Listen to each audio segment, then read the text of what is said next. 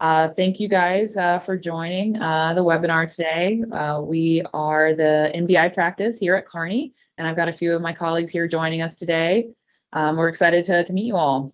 Our game plan for this afternoon is we want to give you a quick intro on Kearney, who we are, and then we're really going to spend the bulk of the time really talking about the MDI practice, what it is, what kind of work we do, what makes it special, and why you think you should join us.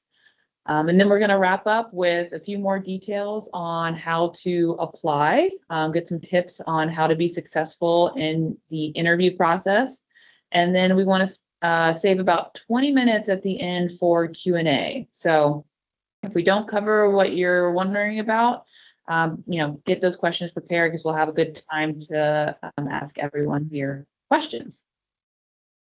So with that, I'll quickly introduce the folks we have on the line from the Kearney team. I will start with myself and then let each of you all introduce yourselves. My name is Marielle Poulter. I'm a senior manager at Kearney. I sit in Austin, Texas, so aligned to our Dallas office. And I have been at Kearney for a little over 5.5 years. I joined Kearney right after getting my MBA and went straight into the MDI practice. Most of my work is in the kind of A&D space, but done work all over MDI. And the reason why I'm here today is because I like seeing good people join our practice. And what brought me to MDI, one of my favorite things about MDI is that I have an engineering background, and I really like that we work with really complex products. So think satellites, think really big ships. So it's pretty fun to kind of bring that engineering background, apply it at work, but be able to see a lot of different types of industries and products. That's pretty fun for me. But with that, I will hand it off to Keaton to introduce himself. Hi, everyone. Pleasure to meet you. So Keaton Thomas, I'm a partner within MDI. I focus predominantly on the aviation side of A&D. So that's everything from commercial airlines to the Defense Department and all the kind of Air Force and NavAir programs, as well as the aircraft manufacturers, all their sub-tiers, and then the maintenance footprints that keep them flying every day. So as appropriate, I'm taking the call from an airport, which is where we spend a lot of our time. But pleasure to meet everyone. I'm an 11-year veteran of the firm. So I joined originally as a senior business analyst out of the DC office, was there for a few years, Chicago for a few years, actually live in Phoenix now. But I am, in addition to that, in charge of what we call people care and development, which is basically the end-to-end experience of consultants from kind of the intake through your onboarding, performance management processes, within all of your mentoring, networking, training, personal development, staffing, et cetera. And then through your remainder of your time at the firm and transition whenever that time is for you. So thanks for all taking the time to chat with us today. Benny? Thanks, Keaton. So hey, everyone. My name is Benny Zhang. I'm a principal based out of Chicago, so part of the Chicago office. I've been with the firm for about 8 years now, and it's going to be a little bit of alphabet soup in this presentation, but I primarily work on the M and the I piece of the firm. So the M stands for mobility, which is a subcategory called transportation, travel, and infrastructure. And then the I stands for advanced industrials, but also includes our automotive practice as well. So it's automotive and industrial. So most of my work primarily focuses across those industries. Quite a few of my projects are aligned with our private equity practice as well. So I do a lot of work in the strategy, commercial, market study space, and overlap quite a lot with our PEPI practice, which is the private equity and primary investors practice. Joined the firm out of business school, went to Booth for my MBA, but I spent my entire life in transportation effectively. And yeah, we're always in need of great talent who are really interested in the work that we do. So thank you so much for joining us. And I'll pass it on to Caroline. Thank you. So, hi everyone, my name is Caroline. I'm an associate based out of the Dallas office. I joined Kearney tomorrow, will actually be my 4 years here after graduating UT with chemical engineering degree. Originally, I joined as a generalist though, so only after being in the firm for about 2 years, I transitioned into MDI. I think throughout my time at the firm, I realized I was happiest when I could speak intelligently to projects. I realized I like projects that were more hands-on, where you could see the transformation, the impact.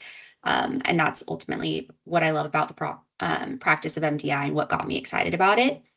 So yeah, that's a little bit about me. I primarily play in both the aerospace and defense area within the practice, as well as a little bit of industrials work. But yeah, I'll pass it on to Rebecca. Hi, everyone. I'm Rebecca. I'm speaking through Mariel's computer because we are on the same project, actually. But I'm a business analyst. I'm based out of our DC office, and I just joined the firm in February. And disclaimer, I am not actually part of MDI. I'm just fortunate enough to be on an MDI project and be very involved in the and I really like it because, sort of like what Caroline said, it's very tangible, very hands-on, and a great practice. So I'm excited to speak with you all today, and I'll hand it off to the other Caroline. Great. Thanks, Rebecca. Hi, everyone. My name is Caroline Viola. I'm a campus recruiting specialist based out of our New York office. I lead our business analyst recruiting efforts as well as MBA summer associate. So I am aligned to help support with MDI recruiting efforts at both of those levels. Happy to answer any questions about the interview process, about the recruiting timelines. But I think this is a great group of panelists, and they'll give you a lot of great information about Kearney and the practice itself.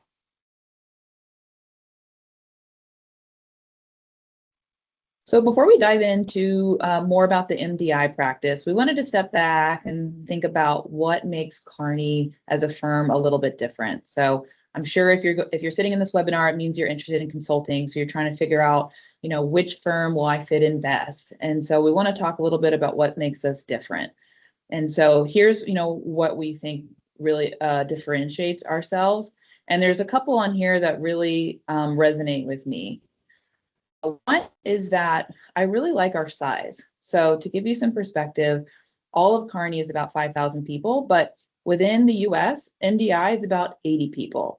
So it's a really nice blend of big enough where you can, do projects abroad. Like I went to Amsterdam for a project, but I also know everyone in practice and they know me. So it's a really, for me, consulting firm to join, it was a nice blend of getting the breadth of experience and client depth that I wanted, but still feeling like I was more than just a number, that I could really make an impact and leave like a legacy here.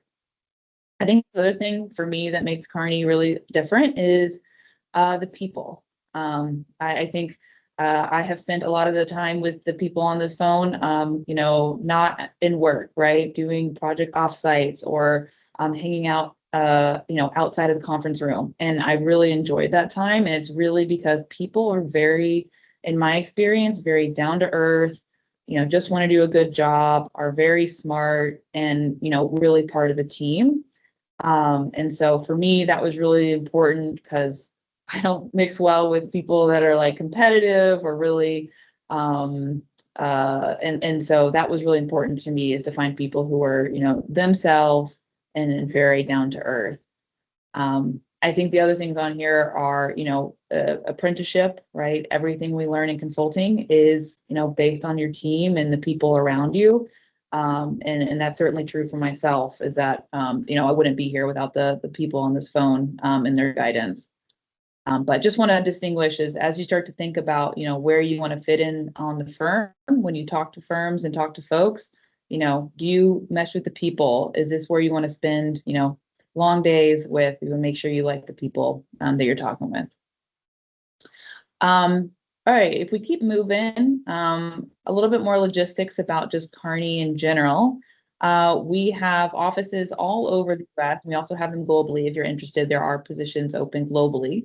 But in the US, we are all over. I think I've been to every office at this point except Boston. So still got to make it to Boston. But I've spent a good amount of time in all of our other offices.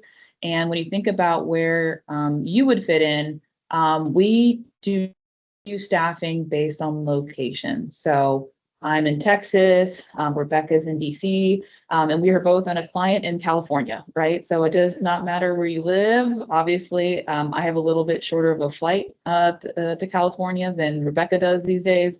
And most of our work is centered on the East Coast. So you'll find a lot of us are kind of in the DC or New York area. But if you're thinking about, where do I fit in? Where does MDI live? You can live in any of these areas and still support MDI and Kearney in general. If we keep moving, I'll hand it off to my colleague Keaton, who will go a little bit over the practices and services that Kearney covers. Yeah, thanks, Marielle. So in general, as you think about the firm, as Marielle said, there's about 80 people within MDI that are aligned to the MDI practice. And so that is basically what we consider a vertical or an industry aligned practice. And so within those, there are some people who live in those industry alignments. And there are some people who live in the service alignments. And then in addition to that, there are generalists. So the way that our model works is that you could basically put any type of company in an industry, and then you could put any type of project in a service. And so then as you think about how we support clients, when we ideally select a project, we build relationships with them kind of based off of who we know largely on an industry basis a lot of times because we're kind of deep within those companies, and we'll identify problems we need to help them with. So for example, I work in aerospace and defense predominantly, so I know aerospace companies. Then we're going to identify different problems that they need help with, which typically align to one of our service areas. So then when we go to staff teams for projects, it's usually the intersection of those two things, which is where we draw the expertise from to help them. We're going to have those industry practitioners who are comfortable with how those businesses operate and kind of the end to end of what does it mean to buy, maintain, and deliver aircraft versus what does that mean in the chemical industry, media, energy, etc. People who know those very well, kind of end to end, but are not experts in any one function. Then we have people who align to the service where they say, you know what, I'm really passionate about digital transformation, but I don't really care necessarily what type of industry I'm doing that in. And they would align to our digital and analytics practice. And so then they would kind of move across companies focusing on that function. And then ideally, when we go to staff a project, we bring in some industry practitioners and some service practitioners. And that kind of is the sweet spot makeup of what a project team would look like. So even though our core group may only have 80, we're still going to have 150 or 200 people staffed on our projects from the services, as well as then there are generalists. So a lot of people join the firm and they perhaps don't necessarily know an area where they're passionate about or where they want to spend time. So they'll come in as a generalist and bounce around for a while and kind of figure out kind of the niches of where they want to spend time. And then as you figure that out a bit more, you then start aligning to the industries and services as you move through your career. That being said, just because you're in one industry or service does not mean that all of your projects are there. It means that's where the majority of yours will be because that's where you're building expertise. But in that kind of mid-sized nature of the firm, every group isn't going to grow at the exact same rate. So sometimes one business unit will be more busy than another. And so we'll kind of shift people around to both round them out from an experience standpoint, give them different experiences, as well as then just meet the overall business needs. So that's kind of the landscape of how it all works. But when we recruit into MDI, that being the mobility, the defense, and the industrials, which is still a pretty wide swath of things, but you can assume coming into MDI that the majority of your projects would be in there, but it could be across any service area. And then there's still opportunities to go outside and do health projects, media projects, et cetera, just depending on the nature of the business at that point in time. Okay, if you want to go to the next one. And so then why MDI? And so I think this is a big thing people debate a lot, is like, why should I align? Or what's the advantage of MDI over other practices? In general, I find, obviously I'm biased, so let's acknowledge that, but I think by aligning, it's great because it gives you that closer knit group of people, as Marielle was talking about, that kind of like core 80 you're with all the time, who are interested more so because you're part of this core team and your development, and we're looking for the right opportunities for you. We know where you've been, what you've done, what your interests are, and kind of we can help connect and mutually support each other, which is an important piece of it. And then we all tend to be interested in a lot of the same things.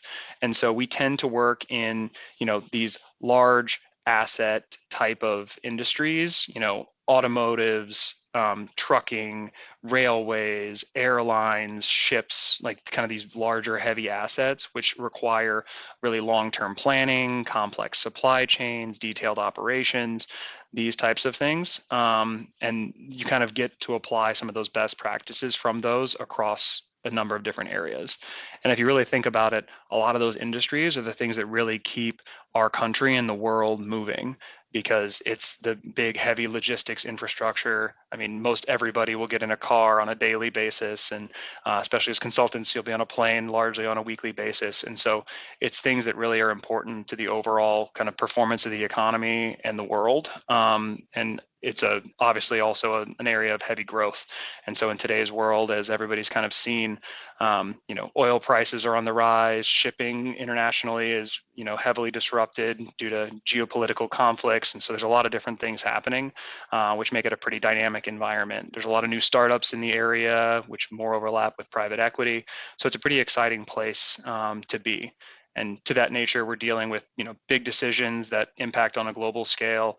And largely, most of the things we deal with are, billions, if not tens or hundreds of billions of dollars worth of assets. So you're really doing things that have a really large impact across the board. So one question we get a lot is that, given these are, generally pretty technical products, do we need to have engineering backgrounds to work in this area? And the answer is no. A lot of the things that we do are technical in nature, but you don't have to be an engineer. We're not an engineering firm. We don't do engineering per se, but you'll work with a lot of different engineering groups perhaps, and it'll be important to understand that these pieces of equipment are highly specified, and there's unique things. You can't just take a motor out of one car and just drop it in another. You don't necessarily need to know how to design and build one. But the basics of kind of those complicated technical products and areas are areas where you'll learn over time. And really, a lot of what people learn at the firm is through that apprenticeship and just experience working in the industries. I don't have an MBA. I joined as a senior business analyst and decided to never leave, which is an option if that's something you want to do. Or the firm also supports people going back and getting their MBA as they desire to. But it just gives you a lot of opportunity to kind of learn and grow across these industries and build some expertise. Okay, I think if we move on from there. Yep, I got this one, Keaton. So with this, we're trying to give you guys a kind of sense of the types of projects that we do within the MDI practice. So when we think about the different types of engagements that we work on, we kind of typically split them into three different buckets. So the first bucket, starting on the left, is what we call strategy bucket. And usually these are engagements that are the shortest in length. They can kind of range from basically kind of 2 to 4 weeks up to 3 months in nature. And this will include things I'm sure you guys maybe have heard of, such as due diligences, which typically run on the shorter end of the spectrum, anywhere between 2 to 4 or 5 weeks. You hear a lot about kind of growth strategy projects. These types of projects will run kind of 8 to 12 weeks, give or take. But usually when we do strategy work, it's more of a sprint than a marathon. So after strategy, we have what we call operational projects, and these are things like, for example, manufacturing four walls optimization, where you go into a factory floor and you help increase throughput and increase or decrease costs.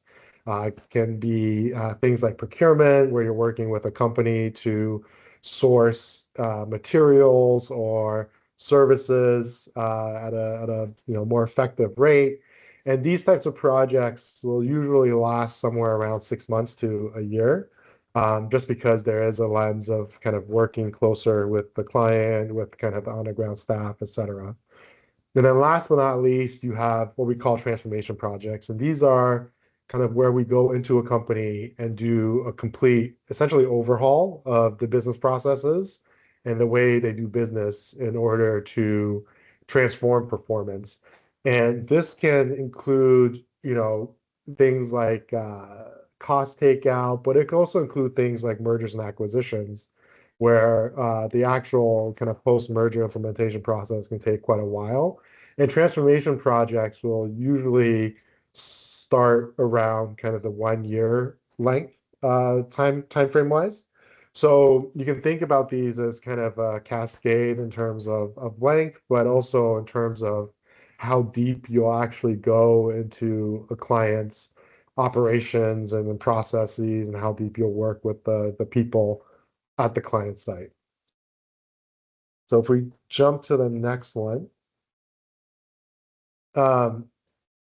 So with this one, we just wanted to highlight a little bit on kind of all the work that we do in terms of diligence and strategy across all the MDI sectors. It's something that we as a firm have had great success in over the past 5 to 10 years, and we continue to be a strong point for the practice itself.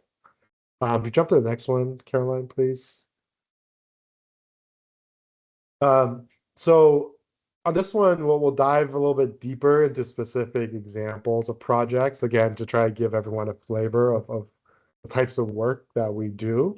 So starting on the top left, this one's pretty interesting. It's for a digital forward automaker. And effectively, what we're doing is we're leveraging AI agents on our side and feeding the outputs of our AI agents with the AI agents on the client side.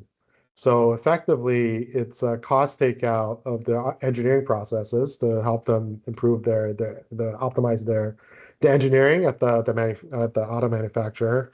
And we took our AI outputs and kind of worked with their engineers to validate it, but they have their own AI agents in-house to try and optimize the engineering processes internally. So instead of going through the typical, I would say, more manual training that you would need to do to actually implement the I guess, better processes, it fed into the AI agent and it went through the digital route. And it's actually a pretty cool example of how AI is shaping a little bit of the consulting work that we're doing today. Moving on to the top right. So in terms of large scale transactions, we on average as a practice probably do somewhere around 20 to 30 market studies or diligences a year. And we can't name them publicly, but quite a lot of these are ones that you may have heard about in the news, or ones that actually have a significant impact on the industry in which they operate in. One example I like to bring up that a lot of folks don't really know about is we've actually been involved in every single school bus transaction in the past probably decade. And we've had our hands in effectively every major school bus operator in the country, at least during my time at Kearney. So it's again kind of relating to the previous page. It's something that the practice as well, and it's a core capability of the MBI practice. Moving down to the middle right, so strategic response to M&A. The growth strategy project is also an important pillar of what we do within the practice. As some of you know, there's a massive rail merger going on right now between Union Pacific and Norfolk Southern. And we are not directly involved in that transaction, but we're working with other railroads to figure out how to best respond to this massive deal that's going to change the way that rail is operated in North America. So a lot of it's pretty confidential, but it's extremely cool and interesting, and the work out of that is literally going to shape how um, rail works in this continent actually moving forward. And then moving down to the bottom right, this one is more to give you guys a sense kind of the international opportunities that are out there. So Kearney is an international firm, and occasionally there are opportunities to go overseas to work on projects in different regions. So, we have done a lot of city building work in the Middle East.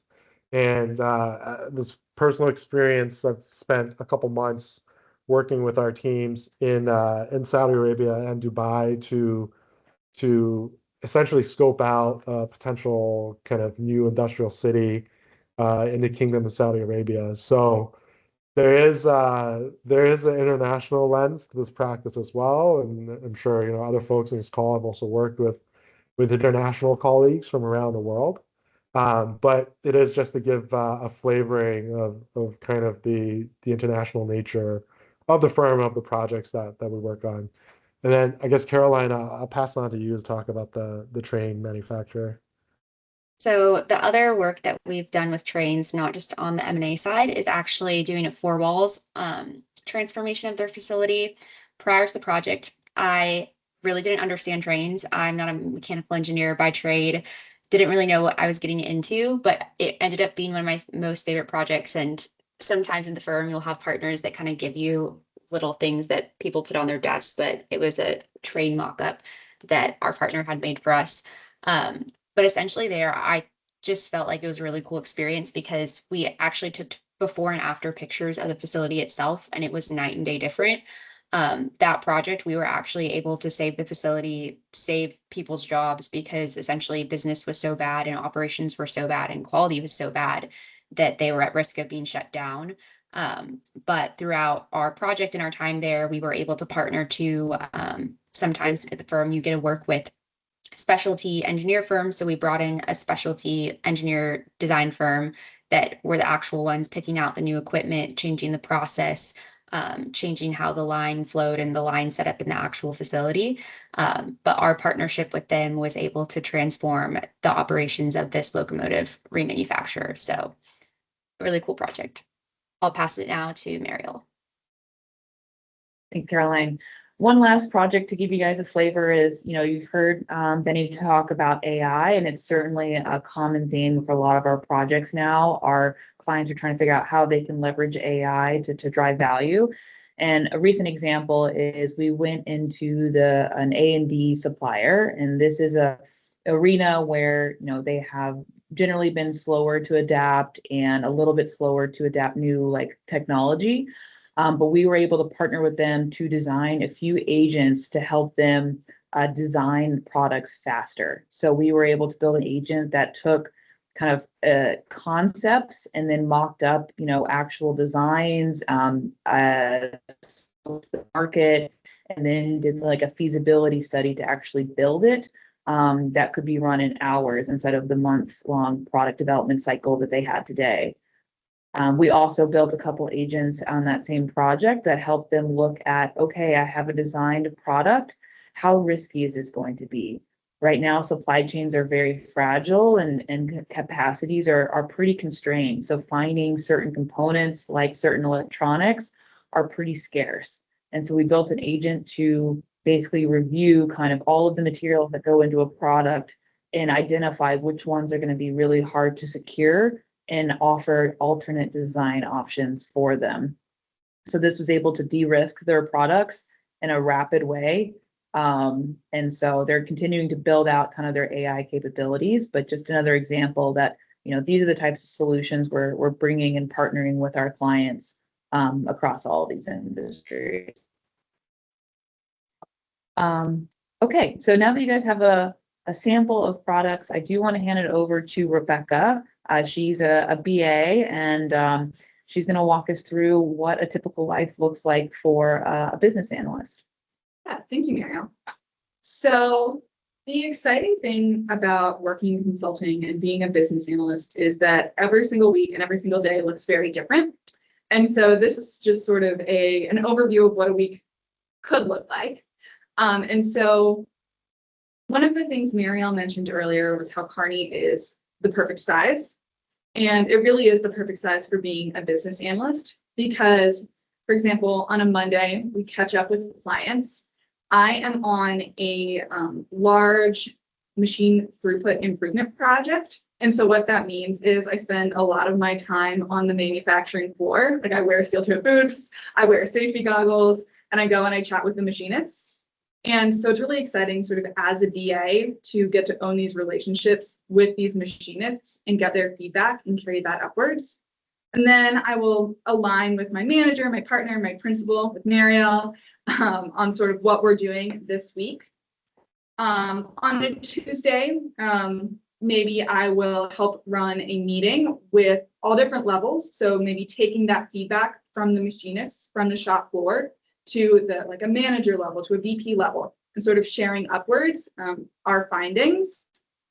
We do a lot of team dinners. So as Mariel alluded to, we are in California. And what that means is we have arguably some of the best food in the country. And so we have a rotating list of delicious foods. And so our team, at least once a week, will do a team dinner. And then on a Wednesday, maybe we help with like workshops. We run quite a few workshops on our project. And again, this is a neat spot where I, as a BA, I don't own work streams, but I can own projects within a work stream. And so I will work directly with our client, talk with them about different initiatives, different challenges they're facing, how we might solve those, and I get to own those solutions. Then on a Friday, I end up back in my home office of DC, and I absolutely love the DC office. Huge shout out to the DC office. I think it might be the best one. So I'll catch up with all of my colleagues and friends in the DC office.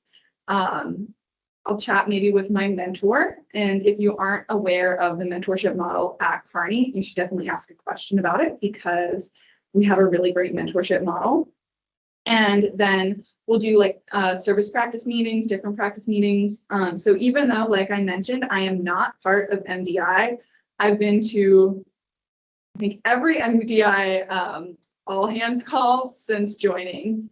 And then last week there was an MDI juniors meeting in DC, which was really exciting because then it was, my office with all of my cool colleagues getting to sort of talk about the different projects we're working on and sort of share feedback in that way. And then on the weekends, I turn my computer off and I do whatever I want. I get brunch, meet with friends. I don't swim. But I think maybe one of our colleagues who's a swimmer made this. But yeah, and then I'm back on Monday. But every week looks different. Every week is exciting. And yeah, it's very cool. Thanks for sharing, Rebecca. It's awesome to hear kind of everything you're doing. And like you said, you're working on a lot of different things from, analysis to client to, owning those relationships to, preparing the presentations, and you're doing a great job. Okay, so now we've heard a little bit about a BA. I'm going to hand it off to my friend Caroline to walk you through, what is life after being a BA and how does that, day in the life change or not change so much, as you progress in your career. So hand it off to you, Caroline. Thank you. So I think Rebecca was able to talk a little bit about being a BA. So being a BA, your primary job is to build your consulting toolbox, so to speak. So that's really learning how to structure problems, perform that analysis, build those foundations. But then beyond that, I guess here you can see the different steps from becoming BA to what Keaton is now as partner. So I guess the next role that really talk about is an SBA. So being an SBA, you're basically just building upon what you already know as a BA. You're already owning a piece of your work, but you're getting to own a bigger piece of your work. You're taking on more responsibility. you're kind of seen as the most coveted position in the firm because you have a lot of tenure under you. You're easy to staff. You can be dropped into projects. And usually there's a pretty fast growth window from SBA to associate. And as an associate, so think of BA, you're doing a project within a work stream. Senior BA, you're taking on a little bit more work. Associate, you actually get to own your end-to-end work stream. So essentially you're making your own mini project plans, you're owning your meetings with your clients. You're expected and held to higher responsibilities of fulfilling your work. And then you make it to manager, where the manager then is overseeing your associates, your SBAs, your BAs. The managers are really responsible for the day-to-day interactions and delivering with the project. And being a manager at the firm, you get to speak down. So you're communicating down to your team, making sure that your associates, SBAs, BAs have what they need to run the project, as well as communicating up to your leadership. So communicating with your principals and your APs and your partners on the team to make sure that they're aligned with how the project's moving. And so as you progress, I guess you can kind of see the gradients of you do a lot more of the tactical work and analysis at the upfront, but that then lays the foundation for you to grow and be a good associate, a manager, a partner. But then the more you start growing up in your ranks, the more people management, client interaction, responsibility you take on to make sure the project's getting delivered. And then finally, at the end of the day, when you're more senior at the firm, that's when you take on owning those client relationships, thought leadership, growing the accounts, thinking about how you can help additional clients who may have similar issues.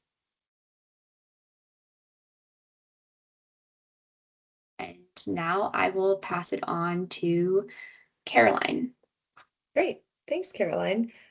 So right now, as you're looking for roles that are available within Kearney, two roles that are open are our full-time business analyst role, as well as our summer business analyst internship for next summer. Those are for undergraduate students or students that are graduating with a master's. MBA recruiting will kick off in October, so keep an eye out. Feel free to reach out to myself as well as if you have any questions, if you're pursuing an MBA this upcoming season. But for those that are interested in the junior roles of the business analyst and summer business analyst internship, we obviously have our webinar today, and the application deadline is due this Sunday. So please make sure that you are submitting your application, your resume. We will be reviewing all applications next week, and then we will have a few more webinars as the resume process is going along. But round one interviews will kick off in the beginning of September, and our second round interviews will be later on in September as well as early October. Our interview process is only 2 rounds. So what that looks like, they are a mixed case and behavioral interview. So what that means for first rounds is you will meet with 2 interviewers. If you are specifically interviewing for MDI, it will be with at least 1 MDI consultant and testing you on a more MDI focused case scenario. So a mixed interview will be like a 30-minute case as well as a shortened 30-minute behavioral interview. If you are passed to our second round, it'll just be expanded a little bit. So instead of it being 2 mixed interviews, it'll be a 1-hour case and then a 1-hour behavioral. And again, if you're coming through our MDI recruiting process, you'll be meeting with additional folks within the MDI practice itself. So all in all, 4 hours of interviews in total. They're all virtual. So a few tips with that, right? I would definitely recommend practicing your casing, start working with additional folks that within your network to start working on that if you haven't already. We do have some interactive prep information on our website as well, so feel free to take a look there. And just as a tip while you're going through your application, make sure that you rank your preferences. So if you'd like to be considered for MDI or for any other practices, you are ensuring that you're putting that on your application. You'll be able to rank your top 3 choices, and the practices will take a look at your application as well. Another call out here as well is that you can only interview for 1 practice. So we'll let you know what practice you are interviewing for. Make sure that that's the one you want based off of your application, but happy to continue to have conversations if you are selected for an interview, and if you would like to be considered for a practice as well. So with that, I will go ahead and open it up to Q&A. Feel free to throw questions in the chat. Feel free to raise your hand. We'll take you off mute as well. I see that Mario has their hand up first. So Mario, let me just take you off mute real quick, and then I will let you go ahead and ask your question. You should be able to come off mute now. Hello, y'all. Can you hear me? Test. Can you hear me? Yes, we can hear Yes. you. Awesome. Hello, everyone. Thank you all so much for hosting this webinar. It was really cool to learn a different side of the business I didn't know too much about. To introduce myself, my name is Mario Garza. I'm currently a senior at the University of Houston with one more summer internship cycle left in my academic year. And so I'm looking at Kearney as a great prospect. And I heard a lot of how much y'all plan on the weekends. It was really cool to see how packed of a schedule y'all can have. And I wanted to ask, does Kearney offer any health and wellness benefits for interns or analysts? Can I? Yeah, go for it. Really quickly. Yeah, Kearney has great health and wellness benefits. I've recently found out about Well Hub, and we get free different wellness classes. So I've gotten into Soul Cycle. It's been really exciting, and it's free through the firm. Caroline, I'm sure, can talk to a broader range, but that's something I found out about a couple weekends ago and have been really hyped about.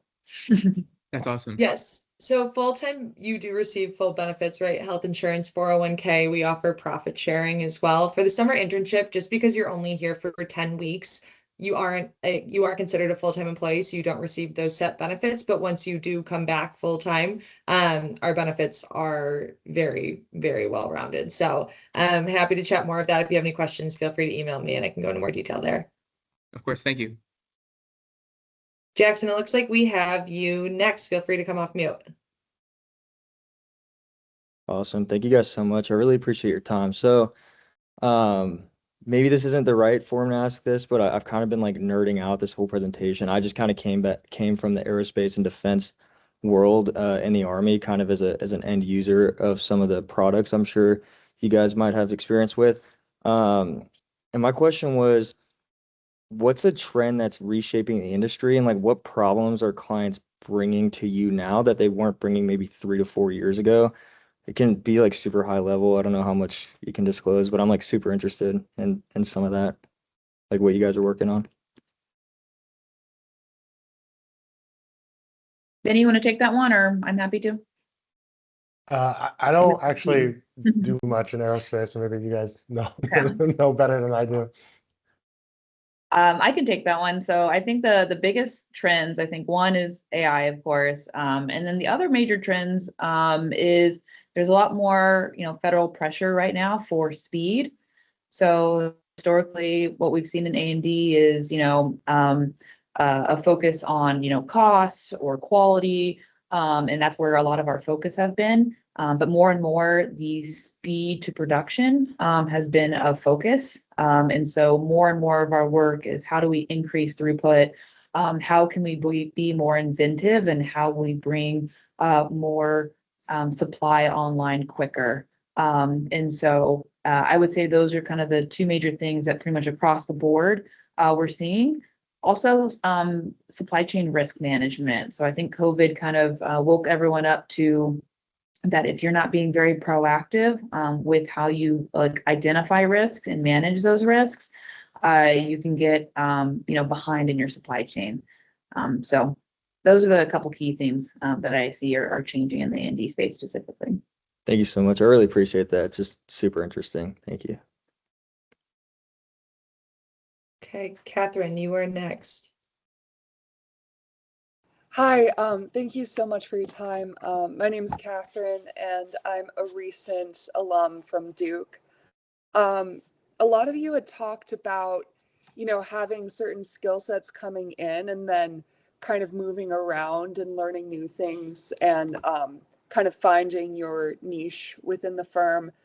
And I was just wondering, how do you balance using the skills that you've already developed, but also learning new skills and growing as a person, and what types of support does the firm provide for that? Becca, do you want to take that? Yeah, absolutely. So as a BA, my background was I studied politics and data science in college, and I am working on an MDI project. And so I have seen firsthand just how much growth and like apprenticeship really occurs on these projects. So I was able to bring in analytical skills, but I had never seen these large machines before that are manufacturing parts the size of a small house. And so I think Kearney does a great job of balancing what are your strengths, what are you really good at, and letting you showcase that, but then saying, okay, what does this client need and how can we help you provide that to the client, right? And so whether that is the associate that I work under giving me like little mini lessons in manufacturing, teaching me about the glue and scrape process, everyone's favorite part of manufacturing, or different readings that we do, different like intellectual capital that the firm has that I can read over. Like there's a lot of different ways that Kearney helps you build your skills, and just sort of following people who know what they're doing on site from Kearney also allows you to do that. But yeah, there's a really excellent balance of letting you showcase your strengths and explore totally new areas. Thank you. Good questions so far, guys. Yeah, do you want to take a few questions in the chat as well? I see a few coming through before we continue live. Yes, I think we can catch up a little bit in our live pieces here. So I saw a question about Canadians. So we do have Canadians in MDI. So we do have some folks in the Toronto office. I will say it sometimes does affect staffing because oftentimes you are not allowed to work on some of the aerospace and defense work that we do. But oftentimes those folks are working on the transportation and the due diligence work that we do as well. So plenty of opportunity for MDI folks in Toronto. I think we had a question about how the firm treats clearances and cleared applicants. So we don't require clearances or active clearances. So sometimes we get them when you join the firm, especially if you're interested in the A&D, but by no means is a requirement coming into the firm. And honestly, I've had mine for, I think, 3 years and never used it. So you might get one and you need it for quite some time. I think there's a question about, do you have to have, MDI practice experience or industry experience to be successful in MDI? But the answer is no. We really, as Rebecca's here, she's crushing this project and has nothing in her background that would lend itself to MDI. So what we're looking for, folks, is people who are just interested in the space and who are smart thinkers. So that's really, what is going to be successful here. I think there is a question about, starting as a generalist versus specializing early on. I think you've seen a mix of both today of I came in straight as a specialist, or not a specialist, but aligned to MDI versus coming as a generalist. I think there's definitely some pros and cons. So either way, it doesn't mean, like Keaton mentioned, when you come in to the firm, if you align to MDI, it doesn't mean you only work on MDI projects. I treat being aligned as like almost having a homeroom. So if I don't have a project, like my homeroom, aka MDI, is responsible for finding me a project. Whereas if you're a generalist, sometimes it's a little bit harder to sometimes find staffing on occasion. But there's also sometimes a wider availability of projects to you as a generalist. It's also as you start to move up the firm. So as you start to progress as an SBA and associate, it is easier to get promoted and kind of build that network when you have a little bit of a smaller group that you're working with, because you start to get well known for, Mariel's the person to go for negotiations or whatever you want your reputation to be. It's a little easier to craft that in a practice. But there's no wrong answers, and lots of successful partners have come in, either way. Okay, I feel like I'm missing a few here. Let's see. And okay, let's see. How does MDI structure its MBA summer internship, and what difference can it ultimately convert the internship into full time? So I would say for MBA and undergraduate summer internships, what makes them successful is very similar. So we have a core set of kind of curriculum of how you get, evaluated as an intern. One, it's just communication. Can you speak clearly, write clearly, do analysis, build those client presentations, be professional. So those kind of core competencies are what we evaluate all of our consultants on, including our interns. So it's really demonstrating those skills and, being willing to learn and to work hard on your project. So that's where I see the most successful interns and who get those, full-time offers back. Let's see. From a mentor's perspective, what are you aiming to do for mentees and what do you enjoy most about it? So I have 3 mentees right now. I have 1 associate and 2 SBAs. And so from a mentor, my goal is to basically make sure they're supported in the firm. So making sure they're getting on the right projects, that they're developing their consulting skill set, that if issues arise on the project, like they don't know how to handle a certain conversation or they don't know how to, go about a certain approach, we can talk that out. And then I'm part of helping them get promoted. So as a mentor, you advocate for your mentees when they're ready for promotion. So that mentorship looks a lot different for everyone, just based on kind of level of involvement they want. But that is a little bit about what a mentor does. I feel like I've been talking for a while, so maybe I'll pause. We'll take some questions in the chat, and other people can take them here. But hopefully that was answering a couple of questions. You guys are answering great questions. Love the engagement. Hey, Tom, thank you, Benny, Marielle, Caroline, Rebecca, and Caroline. Thank you very much for taking the time to speak with us. My question was actually inspired by Benny talking about Union Pacific and Norfolk Southern's transaction. I guess my question was, when you're, for example, like when you're advising a strategic buyer in a transaction like that versus a PE buyer, does like the nature of work change significantly? For example, with a strategic buyer, are you spending more of the time about synergies and more post-merger integration? Whereas, with the sponsor, is it more focused on diligence and value creation thesis? Just really curious about the differences that you've seen in your experience. Thank you. Yeah, for sure. Great question. So, yeah, in terms of strategic buyers, I mean, the first question is really like, how does it fit in with your strategy, right? If you're buying a company, it should be end like a means to the end, right? So what is that end you're trying to reach? And there's kind of almost like a strategic goal that you should be hitting when you're trying to purchase the asset.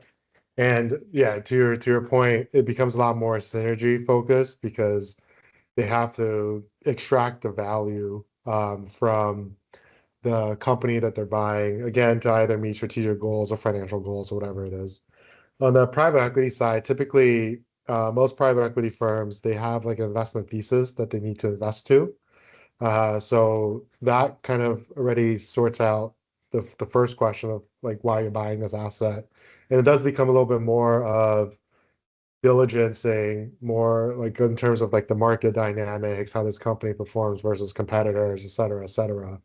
There are different lenses to the transaction work that you do for private equity firms. So you have what we call a commercial due diligence, where it's mostly focused on market and how the asset performs within their competitive set and how the market performs in general.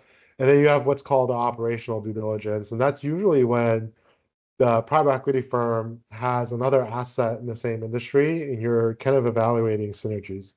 And the long story short of that. So yeah, so that's kind of the differences between doing the strategic work or transactional work for a strategic buyer versus doing it for a private equity firm. Thank you very much.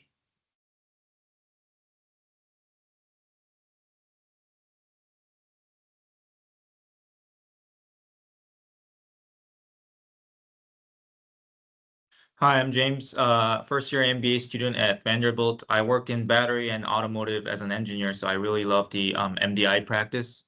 So I had a question about the usage of AI. So I read many ways of cost cutting using the AI technology. Could you share some of the ways or experience that you guys had that AI helped the revenue side, or any other ways that really surprised you? Yeah, like I wouldn't say it's surprising, because a lot of what AI does, I think, is I don't know, it's pretty well thought out, but it's the capabilities are kind of pretty out there. So in terms of the ways we leverage AI to reach a kind of cost-cutting measures, the best way, or the most impactful way I've seen it work is really in terms of benchmarking, right? Like benchmarking used to be a pretty labor intensive, and for lack of a better term, kind of like a menial task. But with AI agents these days, you can pretty much create benchmarks relatively easily. So in terms of like consulting work we do, that's kind of where I've seen the most impact from AI.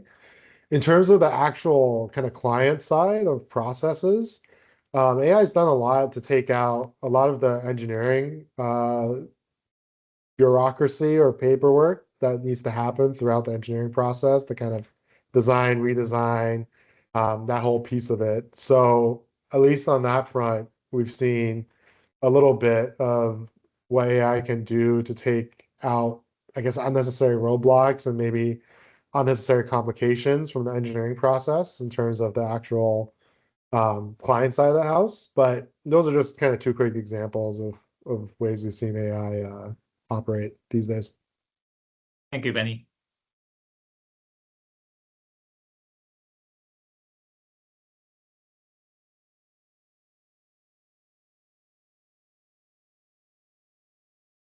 Akalish, we have you up next for a question. Hi, I just want to say that I love the session. I learned a lot. But no, my question is the same one I asked in the chat. I applied for a software engineering focused position. I'm a new grad from UIUC Masters in Computer Science. Is that part of the same program, or is it like a completely separate track? Just wanted to know. Thanks. It is a separate track. Feel free to shoot me an email. It's in the chat and I can connect you with the appropriate recruiter. Okay, thank you so much. Of course. Luca, I'll take you off mute next so you can ask your question.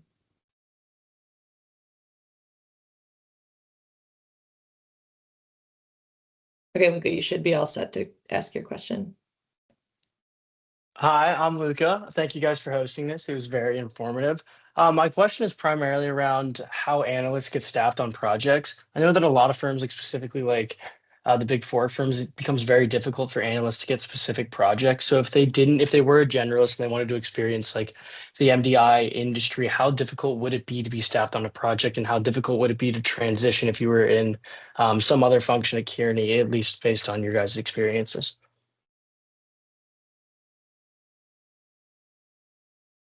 I can take that one. And so there's a couple ways you can, if you go in as a journalist, to get on MDI projects. The easiest one is probably, we have affinity practices. So you can basically like indicate your preference of practices, even if you're in the generalist. And that allows us to see like, oh, they're interested, we should try to pull from them. And then I would say the second thing is also just networking. So, when people reach out to me and say, hey, I'm really interested in this project, it makes it so much easier next time I'm staffing a project to think, oh, they're interested in this, I should reach out.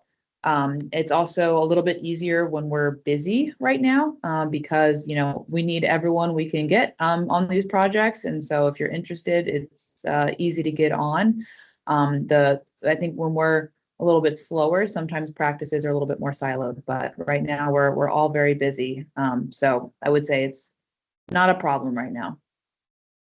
Right. Thank you. That makes sense.